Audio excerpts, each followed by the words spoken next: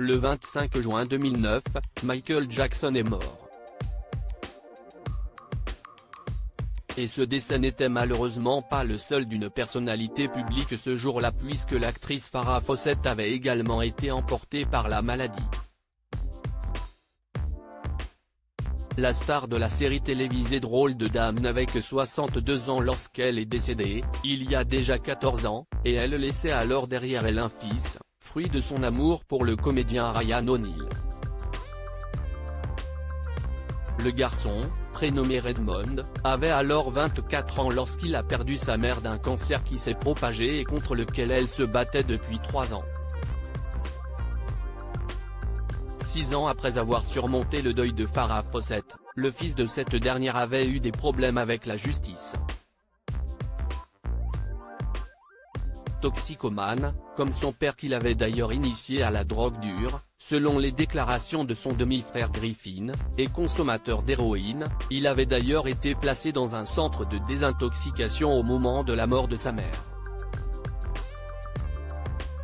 En 2008, à cause de sa dépendance, Redmond avait plaidé coupable de possession de drogue, mais quelques mois plus tard, il avait de nouveau été arrêté pour les mêmes raisons. Il avait ensuite tenté une autre cure de désintoxication, mais avait été expulsé de l'établissement parce qu'il avait continué de consommer. En 2010, il avait essayé de venir à bout de sa dépendance en assurant vouloir aller de l'avant dans sa vie. 3 ans de prison pour non-respect des conditions de sa liberté surveillée, mais en 2011, il avait repris la drogue dure.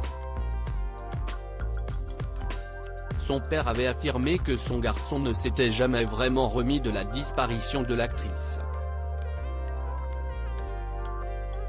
Comme l'avait rapporté le Sun, en juillet 2015, le fils unique de Farrah Fawcett était notamment retombé dans ses travers et avait été condamné à 3 ans de prison parce qu'il avait violé les termes de sa liberté surveillée. Il avait d'abord été arrêté en avril de cette année-là, puis avait reçu un mandat d'arrêt. Redmond O'Neal avait toutefois été libéré près de 2 ans plus tôt que prévu à cause du surpeuplement des établissements pénitentiaires.